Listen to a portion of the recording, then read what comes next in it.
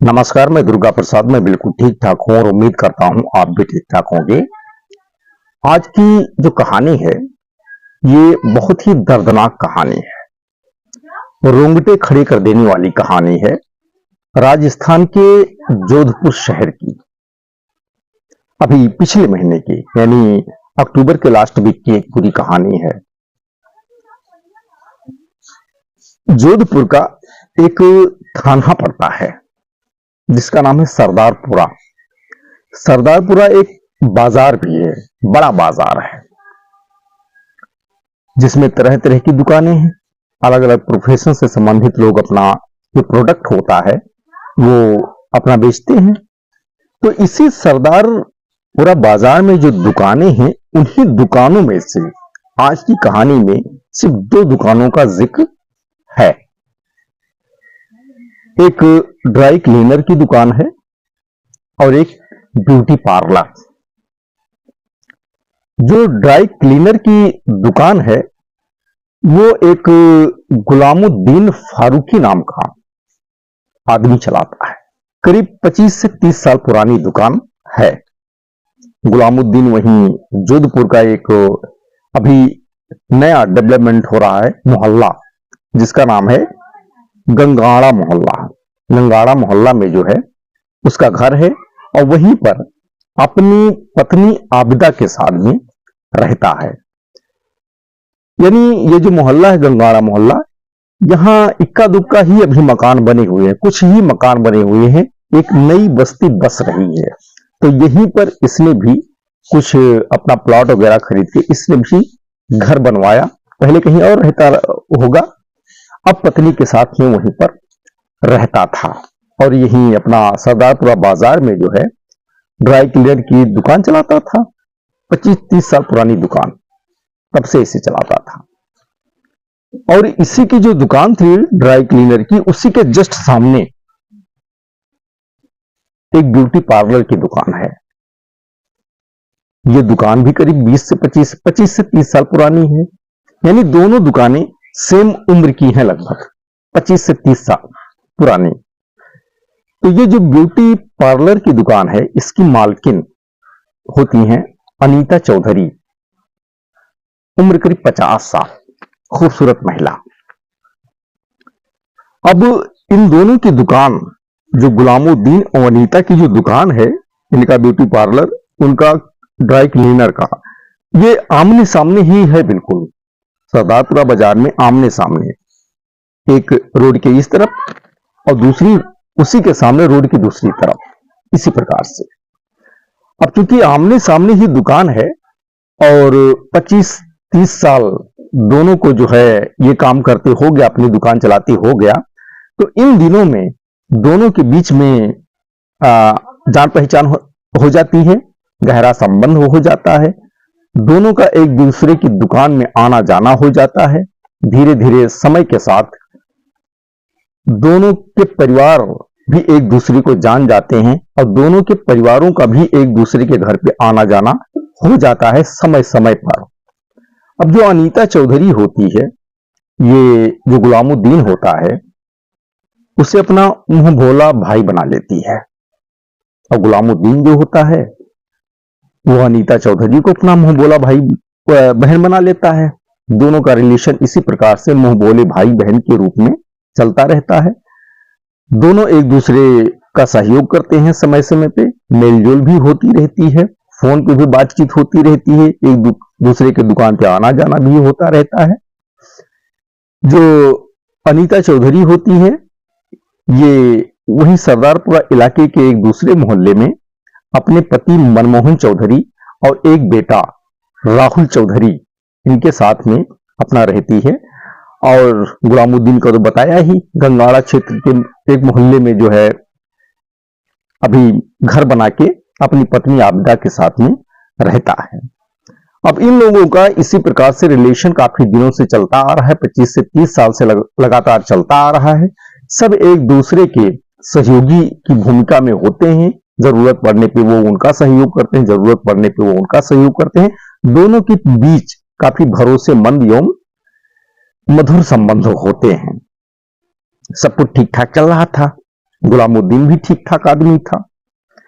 लेकिन कुछ दिन पहले की बात है, गुलामुद्दीन को एक लत लग जाती है जुआ खेलने की। अब जुआ तो आप जानते हैं, सट्टा ये सब जो होता है कि अच्छे अच्छों को ले डूबता है, यानी बना भी देता है, बिगाड़ भी देता है। तो गुलामुद्दीन जब जुआ खेलने लगता है तो बनता तो नहीं है, एक हिसाब से बिगड़ जाता है। करीब उसके ऊपर 12 लाख रुपए का कर्जा चढ़ जाता है, जुए में हार जाता है। और ये 12 लाख रुपए वो वहीं जो सरदारपुरा मोहल्ला होता है, जोधपुर होता है, जो उसके जान पहचान के लोग होते हैं, उन्हीं लोगों से लेके रखता है। कुछ ब्याज पे जो कर्जा बांटते हैं साहूकार, ऐसे लोगों से भी लेके रखता है। तो अब वो जो है तकादा करने लगते हैं। जिन लोगों ने कर्जा दे रखा था वो तकादा करने लगते हैं। अब गुलामुद्दीन परेशान। ड्राई क्लीनर की दुकान थी, इतना ज्यादा उससे कमाई नहीं थी कि घर का खर्चा भी चला सके और कर्जा भी पाट सके। कुछ तो मूलधन था और कुछ पैसे ब्याज पर ले रखे थे। अब जैसे जैसे समय बीत रहा था, जो तकादेदार लोग थे वो लगातार गुलामुद्दीन पे दबाव बना रहे थे। दुकान पर भी आते थे, घर पर भी जाते थे। दुकान पर अगर गुलामुद्दीन नहीं मिलता था तो सीधा घर पर जाते थे। उसकी पत्नी जो आबिदा थी उससे तकादा करते थे। अब इधर दुकान से लेके घर तक गुलामुद्दीन और उनका परिवार बेचैन, तकादादारों से। रोजाना घर पे जाके उनकी पत्नी से तकादा करना, इधर दुकान पे आके दुकान पे लगातार तकादा करना। अब ये लोग बहुत ज्यादा परेशान हो गए। यानी पत्नी जो आबिदा थी ये भी परेशान, गुलामुद्दीन भी परेशान। अब करें तो क्या करें? कमाई के रूप में ले दे के वही ड्राई क्लीनर की दुकान, कर्जा देना है, घर का खर्च तो चलाना है, क्योंकि जीने के लिए तो खाना कपड़े की तो आवश्यकता पड़ती ही है, उसके बिना चलेगा ही नहीं। अब कमाई ज्यादा नहीं तो कर्जा कैसे भरें? अब परेशानी ही परेशानी। दुकान से लेके घर तक सब बेचैन, तकातेदार पूरा एक हिसाब से खोद रहे हैं। अब क्या करें? अब इसी सोच में गुलामुद्दीन डूबे रहते हैं कि तकादादार जो हैं उनसे कैसे छुटकारा पाया जाए। ऐसे तो छुटकारा मिलेगा नहीं, कर्जा लिए हैं तो कर्जा देना ही पड़ेगा। लेकिन दे तो दे कहां से? कमाई ज्यादा है नहीं। कमाई यही ड्राई क्लीनर की दुकान, यहां पे इतनी ही कमाई हो पाती है जिससे जो है घर का खर्चा चल जाए। अब यही सोच में डूबा रहता है। इधर गुलामुद्दीन परेशान, उधर उसकी पत्नी आबिदा वो भी परेशान, क्योंकि तकादेदार दोनों जगह पहुंचते थे ना, पति से भी मांगते थे, पत्नी से भी मांगते थे, तो दोनों परेशान थे। अब गुलामुद्दीन जो है इसी सोच में पड़ा रहता है। कई दिन बीत जाते हैं। अचानक उसके दिमाग में एक बात आ जाती है। बात यह आ जाती है कि जो सामने ब्यूटी पार्लर की मालकिन थी अनीता चौधरी, 50 साल की, उसको मुंह बोली बहन मानता था। काफी अच्छे रिलेशन थे, 25 से 30 साल से रिलेशन थे। दिखता है कि वो जब भी अपने ब्यूटी पार्लर में आती है वो सोने के गहने पहन के आती है, वो भारी मात्रा में पहन के आती है, जिसकी कीमत लाखों में, यानी 25 से 30 लाख तक का जो सोने का गहना होता है वो पहनकर आती है अपने ब्यूटी पार्लर में। यहां पे जाके गुलामुद्दीन की नजर टिक जाती है। अब वो सोच में पड़ जाता है कि अगर ये जेवर हमें मिल जाए और इसको बेच दें तो 25 से 30 लाख रुपए तक की आमदनी हो सकती है, इतने रुपए मिल सकते हैं। इससे जो 12 लाख रुपया कर्जा है वो भी पट जाएगा और इसी के साथ साथ कम से कम 15-17 लाख रुपए जो है बच जाएंगे। वो घर के खर्चे में काम आ जाएंगे, भविष्य में काम आ जाएंगे। लेकिन मिले कैसे? मांगने से इतना गहना कोई देगा नहीं, अनीता देगी नहीं, छीन कर ले नहीं सकते हैं। अगर हमला करके लेते हैं तो जान पहचान की है, खुलासा हो जाएगा, पकड़े जाएंगे, जिंदगी नरक बन जाएगी, बहुत समस्या हो जाएगी। अब वो सोच में पड़ जाता है। बस वही अनीता चौधरी, यही एक ऑप्शन उसके पास बचता है कि यही से कुछ हो सकता है, तभी कर्जा चुका सकता हूं, और दूसरा कोई ऑप्शन बचता नहीं है गुलामुद्दीन के पास। अब सोचता रहता है। इधर गुलामुद्दीन भी परेशान, उधर पत्नी आबिदा भी परेशान। अब वो सोचता है कि ये गहना चाहिए तो, क्योंकि इसके बिना काम चलेगा नहीं। फिर उसके अंदर एक अनीता चौधरी के प्रति एक गलत ख्याल आ जाता है। वो सोचता है कि हमला करने से मिलेगा नहीं, मांगने से मिलेगा नहीं, कर्जा अगर देते नहीं है तो कर्जदार जीना हराम कर देंगे, अब ये ही है। तो ऐसा करते हैं कि अनीता चौधरी को जो है रास्ते से यानी खत्म कर देते हैं। कोई ऐसी जगह पर इसे बुलाया जाए जहां ये अकेली आए, गहने पहन कर आए, और आ जाएगी क्योंकि इतने दिन से जान पहचान है। मुंह बोली बहन मानता हूं, वो भी मुंह बोला भाई मानती है, विश्वास करती है, जहां बुलाएंगे वहां आ जाएगी। और ये आए और इसको मार देते हैं। मारने के बाद इसका गहना ले लेते हैं और ले जाके कहीं बेच देंगे। जो पैसा मिलेगा उससे कर्जा भी दे देंगे, बाकी काम आ जाएगा। और मारने के बाद डेड बॉडी इसकी कहीं ऐसी जगह पर छुपा देंगे जो कभी मिले ही ना। ये विचार उसके अंदर आ जाते हैं। उसके बाद एक दिन ये घर पे बैठा होता है गुमसुम तरीके से गुलामुद्दीन, साथ में इसकी पत्नी भी होती है, और तगादा दारू से परेशान दोनों, गुलामुद्दीन भी आबिदा भी। अब गुलामुद्दीन यही विचार अनीता चौधरी के प्रति जो उसने विचार बनाया था, वही चीज अपनी पत्नी आबिदा को बताता है। तो आबिदा जो है सहमत हो जाती है। गुलामुद्दीन की जो विचार होते हैं अनीता चौधरी के प्रति, उससे सहमत हो जाती है।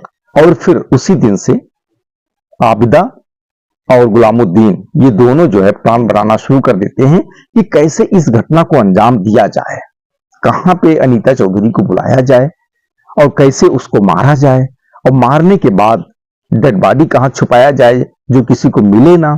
इसी पे अपना जो आबिदा होती है, वो गुलामुद्दीन होते हैं, ये अपना सोच विचार में लगे रहते हैं, प्लान अपना बनाते रहते हैं। प्लान बनाते बनाते सोचते सोचते प्लान बन जाता है। एक सटीक तरीके से प्लान बना लेते हैं। और जब फिर प्लान इनका बन जाता है तो प्लान के अनुसार से 23 अक्टूबर 2024 की बात है। 23 अक्टूबर को दिन के समय गुलामुद्दीन अपना जो घर होता है गंगाड़ा इलाके में, जो मोहल्ले में घर होता है, वहां पे एक जेसीबी मशीन मंगाते हैं, बुलाते हैं, और अपने घर के ठीक सामने गड्ढा खुदवाते हैं, 10 फीट का गड्ढा। अब गड्ढा खुदवाते तो हैं, तो वहां कोई पूछने वाला भी नहीं, क्योंकि दिन का समय था और वो अपने घर के सामने खुदवा रहे थे गड्ढा।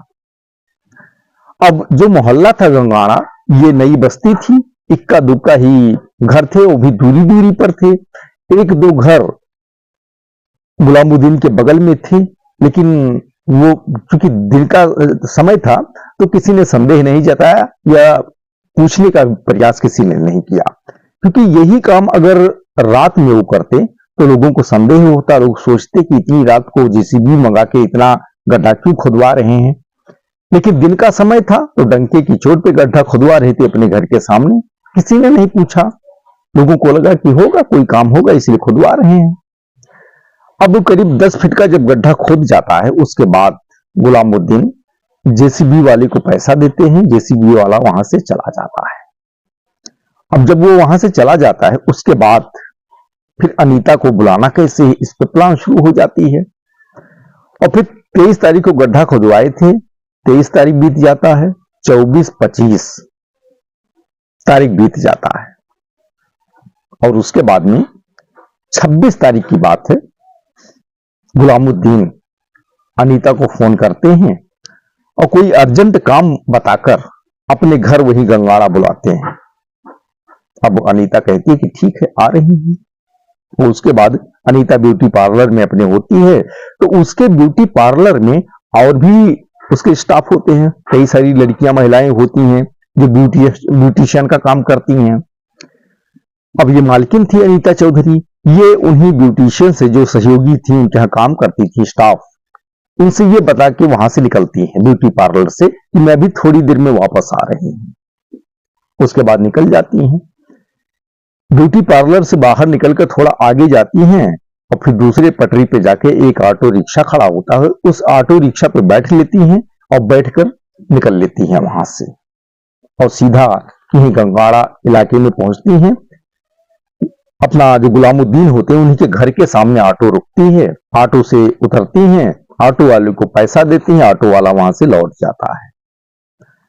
अब उसके बाद में जो अनीता चौधरी होती हैं, ये गुलामुद्दीन के घर में जाती हैं। गुलामुद्दीन उनका जो है दरवाजा खोलता है और अनीता को जो है अंदर बुलाता है। अनीता अंदर जाती हैं, वहां बैठती हैं और उसके बाद में पहले स्वागत सत्कार होता है। अपना जो पानी वगैरह होता है पीने के लिए, आबिदा जो होती है गुलामुद्दीन की पत्नी, ये देती हैं। अनीता पीती खाती है, उसके बाद बातचीत करते हैं और इसी दरमियान जो आबिदा होती है ये एक पेय पदार्थ लेके आती है और उस पेय पदार्थ में जहरीला कुछ आइटम होता है वो मिला के रखती है और वही पिला देती है। अब इन लोगों की जो प्लानिंग थी इसकी जानकारी अपना जो अनीता चौधरी थी उनको थी नहीं, वो पी लेती हैं। पीने के कुछ ही देर बाद उनकी मौत हो जाती है। अब मौत जब हो जाती है तो प्लान के अनुसार जो गुलामुद्दीन होता है वो अपनी पत्नी आबिदा को अपनी बहन के घर जाने के लिए बोल देता है, यानी आबिदा को अपनी बहन के घर जाने के लिए बोलता है और उसके बाद आबिदा एक छोटा सा बैग लेती हैं और चुपचाप घर से निकल जाती हैं, अपनी बहन के घर चली जाती हैं। अब इधर दिन को जो है इस घटना को अंजाम दिया था। धीरे धीरे शाम हो जाती है। शाम जब हो जाती है तो प्लान के अनुसार से ये एक जो मीट काटने वाला बड़ा चाकू होता है ये घर पर लेके आया था और कई सारे प्लास्टिक के जो बैग होते हैं वो लेके आया था। साथ साथ दर्जनों की तादाद में जो इत्र होते हैं, इत्र की शीशियां लेके आया था और वही जो चाकू लेके आया था उसी चाकू से अनीता चौधरी के डेड बॉडी के 6 टुकड़े कर देता है और 6 टुकड़े करने के बाद वही जो प्लास्टिक का बैग होता है एक एक टुकड़े को एक एक बैग में पैक कर देता है। अब पैक करके फिर रात होने का इंतजार करने लगता है। अब क्योंकि नया मोहल्ला था, इक्का दुक्का घर थे, ज्यादा घर थे नहीं वहां पर, तो करीब जब 10 बज जाते हैं तब तक पूरा मोहल्ले में सन्नाटा पसर जाता है। अब मोहल्ले में जब सन्नाटा पसर जाता है उसके बाद गुलामुद्दीन वही जो अनीता के डेड बॉडी पैक किया था वो अपना प्लास्टिक के बैग में एक एक बैग ले लेके आता है और उसी गड्ढे में जो अपने घर के ठीक सामने जेसीबी से खुदवाया था, 10 फीट का गड्ढा था गहरा, उसी में एक एक करके पूरा 6 के 6 जो बैग होते हैं उसी में डाल देता है। डालने के बाद में जो दर्जनों की तादाद में अपना इत्र की शीशी लाया था उसे खोलकर उसी गड्ढे में डाल देता है ताकि डेड बॉडी सड़ने के बाद उसमें से स्मेल बाहर ना आने पाए और स्मेल नहीं आएगी तो लोग जान नहीं पाएंगे, यही सोचकर। और इत्र की शीशी डालने के बाद में फिर वही गड्ढा खोदते समय जो मिट्टी इधर उधर रखा था उसी मिट्टी को जो है उसमें गिरा देता है और सुबह होते होते पूरा गड्ढा उसी मिट्टी से पट जाता है। और उसके बाद ये 26 तारीख की बात है, 26 तारीख को कत्ल हुआ, रात में डेड बॉडी को दफना दिया, गड्ढे की मिट्टी पाट दिया। 27 तारीख आ जाती है, 28 तारीख आ जाती है, 29 तारीख आ जाती है। 29 तारीख को गुलामुद्दीन, 28 तारीख आ जाती है।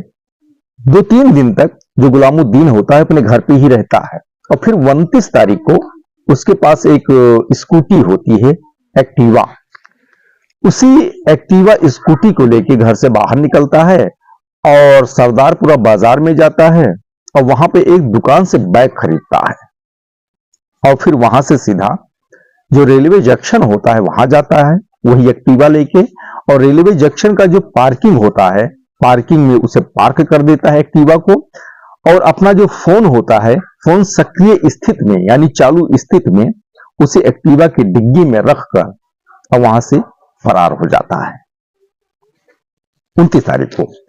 अब आ जाते हैं फिर से 26 तारीख को। अब 26 तारीख को जब अनीता चौधरी ये अपने ब्यूटी पार्लर से निकली थी, तो जो उसके स्टाफ थे उनसे ये बोलकर निकली थी कि अभी कुछ देर में मैं लौट आती हूँ। इससे पहले भी गई थी बाहर, कुछ ही देर में लौट आई थी। लेकिन उस दिन यानी 26 अक्टूबर को करीब 3 से 4 घंटा बीत जाते हैं और अनीता जब अपने दुकान पे वापस नहीं आती हैं, तो जो बाकी सहयोगी होती हैं लड़कियां, महिलाएं, वो अनीता को फोन करती हैं। अब उनको जो फोन करती हैं तो उनका जो मोबाइल होता है वो स्विच ऑफ हो जाता है, यानी बंद आता है। अब 1 बार 2 बार 3 बार ट्राई करती हैं, मोबाइल बंद जाता है। उसके बाद वही स्टाफ जो है, जो अनीता के पति होते हैं मनमोहन चौधरी, उनको कॉल करके इसकी जानकारी देती हैं कि मैडम जो है निकली थी, करीब 3-4 घंटे हो गए और वापस नहीं आई, और बोल कर गई थी कि मैं थोड़ी देर में आ रही हूं। अब फोन करने पे उनका मोबाइल बंद जा रहा है। अब ये सुन के जो पति होते हैं मनमोहन चौधरी, वो और प्लस अनीता का जो बेटा होता है राहुल चौधरी, ये जो पिता पुत्र होते हैं, सब परेशान हो जाते हैं। वो भी कॉल लगाना शुरू करते हैं अनीता को, तो मोबाइल बंद जाता है। अब सब अंदेशे में हो जाते हैं, भाग के ब्यूटी पार्लर पहुंचते हैं। यहाँ जो काम करने वाली लड़कियां होती हैं उनसे बातचीत करते हैं। उसके बाद अनीता की तलाश शुरू हो जाती है। अब ऐसी ऐसी जगह पर पता लगाते हैं कि जो हितनाथ होते हैं, रिलेशन वाले होते हैं, दो अपना जहां जहां इन लोगों को लगता है कि अनीता वहां जा सकती है या वहां हो सकती है, वहां हर जगह जाते हैं, पता लगाते हैं। और यही करते करते 26 अक्टूबर को काफी रात बीती जाती है और अनीता का कहीं कोई अता पता नहीं चलता है। और इसी तरीके से 26 अक्टूबर की पूरी रात भी गुजर जाती है, अनीता कहीं नहीं मिलती है, कहीं उसका कोई सुराग ही नहीं मिलता है। उसके बाद 27 अक्टूबर को पति मनमोहन चौधरी ये वही स्थानीय जो थाना होता है सरदारपुरा, वहां जाते हैं और अपने पत्नी अनीता चौधरी के गुमशुदगी की एफआईआर दर्ज करवा देते हैं। अब एफआईआर दर्ज करने के बाद में जो सरदारपुरा पुलिस होती है 27 अक्टूबर को कोई कार्रवाई नहीं करती है और फिर 28 अक्टूबर को पुलिस थोड़ा सक्रिय होती है और उसी सक्रियता के तहत सबसे पहले यहां ब्यूटी पार्लर में आते हैं और जो स्टाफ होती है उनसे बातचीत करते हैं।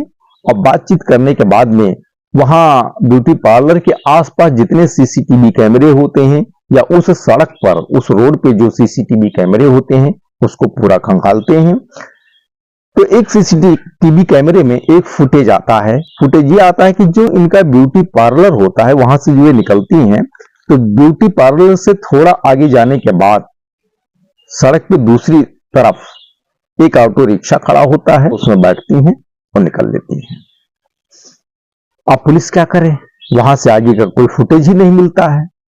अब पुलिस किसी तरीके से उस ऑटो रिक्शा का जो नंबर होता है, नंबर किसी सीसीटीवी का जो फुटेज होता है उससे निकालती है।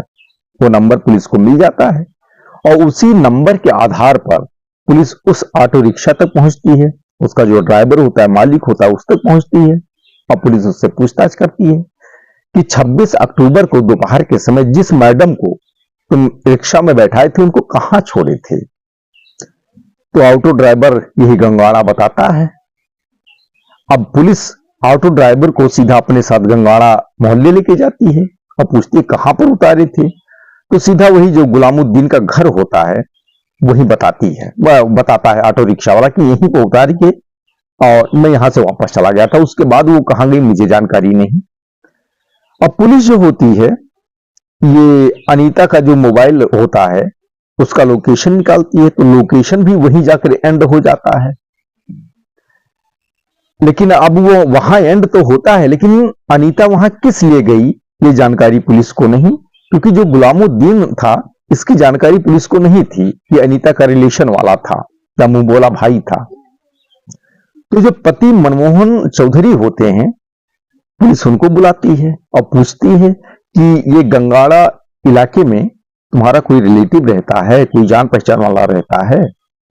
तो मनमोहन चौधरी जो है बताते हैं कि हाँ, एक गुलामुद्दीन नाम का व्यक्ति वहां पे रहता है, जो हम इनका जो अनीता चौधरी का अपना ब्यूटी पार्लर है उसी के जस्ट सामने उसकी ड्राई क्लीनर की दुकान है। और 20-25 साल से ये दोनों मुंह बोले भाई बहन के जैसा जो है रिलेशन रखते हैं, काफी अच्छी पड़ती है। अब पुलिस को जो है गुलामुद्दीन पे संदेह हो जाता है और उसके बाद में पुलिस 31 अक्टूबर को सीधा वहीं गुलामुद्दीन के घर पे पहुंचती है। अब वहां जब पहुंचती है तब तक जो गुलामुद्दीन की पत्नी होती हैं ये अपने बहन के घर से वापस आ चुकी थी घर पर। तो गुलामुद्दीन तो घर पे मिलता नहीं है, वही आबिदा मिल जाती है गुलामुद्दीन की पत्नी। अब पुलिस अंदर जाती है घर में, आबिदा से बातचीत करती है और इसी के साथ साथ जो अनीता चौधरी होती हैं उनके बारे में पूछताछ करती है। तो पुलिस को देखकर जो आबिदा होती है ये घबरा जाती है। अब पुलिस जब अनीता के बारे में पूछती है तो आबिदा ये तो बताती हैं कि अनीता आई तो थी यहां, लेकिन उसके बाद क्या हुआ मैं नहीं जानती। इसकी पूरी जानकारी गुलामुद्दीन को है। अब पुलिस के सामने जब आबिदा इस प्रकार की बात बोलती हैं वो वहीं पे पुलिस का माथा ठनक जाता है कि पूरी जानकारी अगर गुलामुद्दीन को है तो कुछ जानकारी तो आबिदा को होगी ही। और उसके बाद पुलिस आबिदा को हिरासत में ले लेती है। हिरासत में लेके जब कड़ाई से पूछताछ करती है तो आबिदा टूट जाती हैं और पुलिस को बताती हैं कि यही बात है गुलामुद्दीन की कि गुलामुद्दीन को कुछ दिन से जुआ खेलने की लत लग गई थी और इसी लत की वजह से वो 12 लाख रुपए कर्जे हो गए थे, जिसके वजह से जो है बहुत ज्यादा परेशान हो रहे थे, क्योंकि तकादादार जो होते हैं वो कंटिन्यू तकादा कर रहे थे और वो घर पर भी आते थे, दुकान पे भी जाते थे। मैं भी बहुत ज्यादा परेशान थी, वो भी ज्यादा परेशान थे। तो वो ये प्लान बनाए थे कि अनीता चौधरी जो है वो काफी महंगा गहने पहनती हैं जिनकी कीमत 25-30 लाख रुपए तक होती है, रोजाना पहन के आती हैं। अगर उसे वो मिल जावे तो उसको अगर बेच दिया जाए तो 12 लाख कर्जा भी पड़ जाएगा और इसी के साथ साथ में कुछ पैसे यानी 15 से 17 लाख रुपए बच जाएंगे जो भविष्य में काम आएंगे, खर्चे के काम आएंगे। यही उन्होंने पता जो है प्लान बनाया था। तो अब पुलिस फिर सवाल करती है कि प्लान तो गहने के लिए बनाया था, ठीक है, लेकिन अनीता कहाँ है? तो आबिदा कहती है कि अनीता को मैं नहीं जानती, वो घर के बाहर जो नई मिट्टी डली हुई है वहीं पे अपना देख लो, नीचे होगी शायद। अब पुलिस पहले ये बात नहीं समझ पाती है, फिर अचानक पुलिस को समझ में आ जाता है और जैसे समझ में ये बात आती है पुलिस के पैरों तले जमीन खिसक जाती है। आनंद फानन में पुलिस जो जोधपुर के जिला स्तर के पुलिस अधिकारी होते हैं, जानकारी उनको भेजी जाती है, सूचना दी जाती है और उसके बाद तत्काल पुलिस जो है जेसीबी मशीन मंगवाती है और वही जो नई मिट्टी पटान थी, डाली गई थी गुलामुद्दीन के घर के ठीक सामने, वहीं पे अपना जो जेसीबी मशीन होती है वो चल जाती है। अब पुलिस ने जो मशीन बुलाया था, अब जेसीबी मशीन उसी मिट्टी को निकाल के बाहर करती है, निकाल के बाहर करती है और जब 10 फीट गड्ढे में मशीन पहुंच जाती है तब वही जो बैग होता है, बैग दिखाई देता है। अब पुलिस एक एक करके सभी बैग को बाहर निकालती है, 6 बैग होते हैं, बाहर निकालती है। कुछ कपड़े वहां पे मिलते हैं। साथ में पुलिस जो अनीता चौधरी के पति होते हैं मनमोहन चौधरी, उनको भी साथ में लेके गई थी। अब पुलिस उस बैग को जब खोलती है तो उसमें अपना मानव की हड्डियां होती हैं। वहीं पे कुछ जो कपड़े मिले थे उसको जब अनीता के पति को दिखाते हैं तो वो देखते ही पहचान जाते हैं ये तो मेरी पत्नी के कपड़े हैं। अब ये कंफर्म हो जाता है कि अनीता अब इस दुनिया में नहीं है।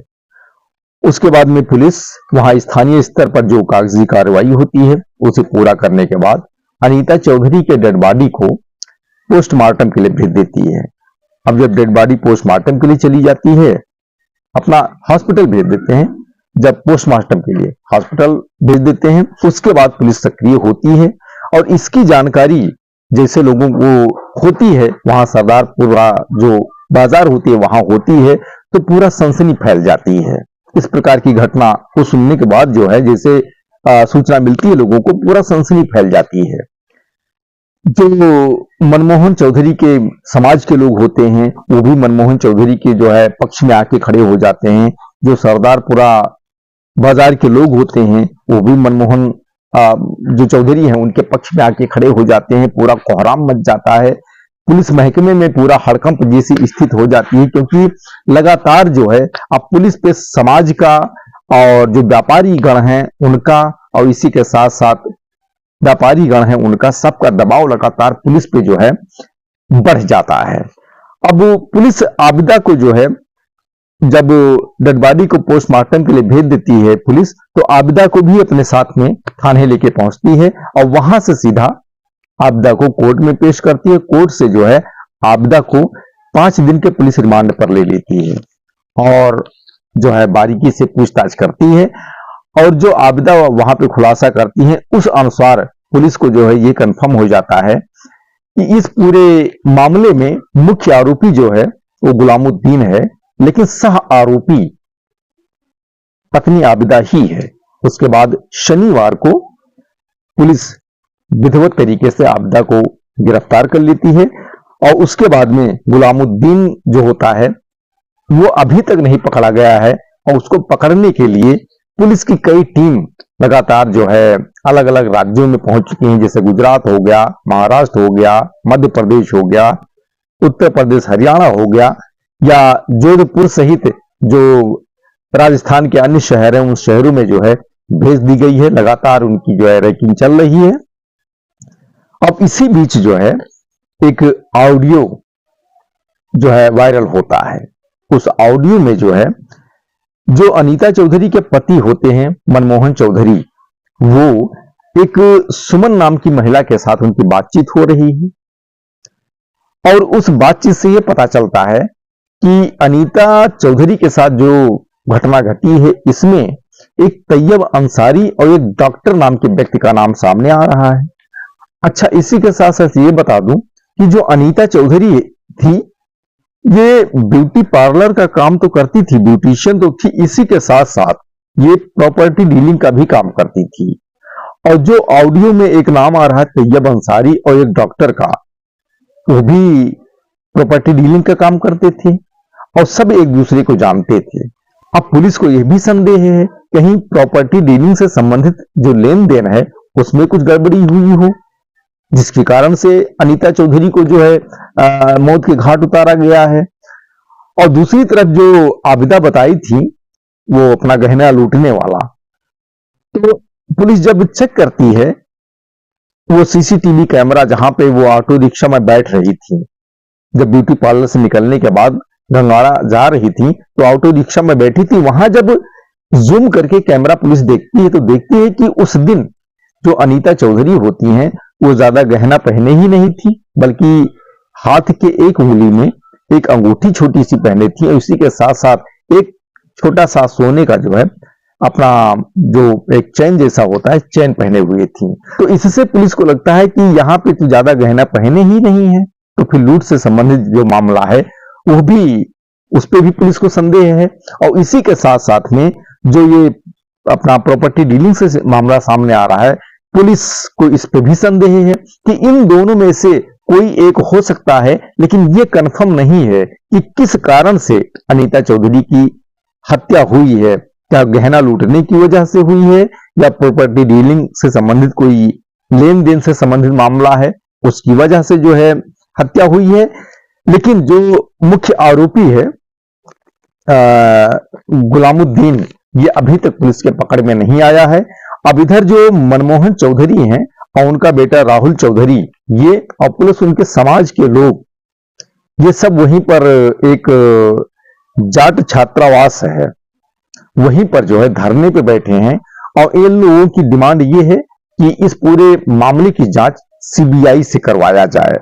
और इसी के साथ साथ अनीता चौधरी जो हैं, उनका जो बेटा है राहुल चौधरी, वो अभी तक जो मुख्य आरोपी है गुलामुद्दीन, वो गिरफ्तार नहीं हुआ है। तो उसे ये संदेह है कि कहीं ऐसा ना हो कि जो वीडियो वायरल हुआ है, ऑडियो वायरल हुआ है, उसमें जो एक तैयब अंसारी और डॉक्टर का नाम आ रहा है, तो उसे संदेह है अनीता के बेटे राहुल को कि कहीं इन लोगों का सामने नाम आ रहा है तो ये तैयब अंसारी और डॉक्टर, ये दोनों जो है प्रशासन से लेके, ये पैसे वाले लोग हैं, तो प्रशासन से लेके जो राजनीति है, हर जगह इन लोगों की पकड़ अच्छी है।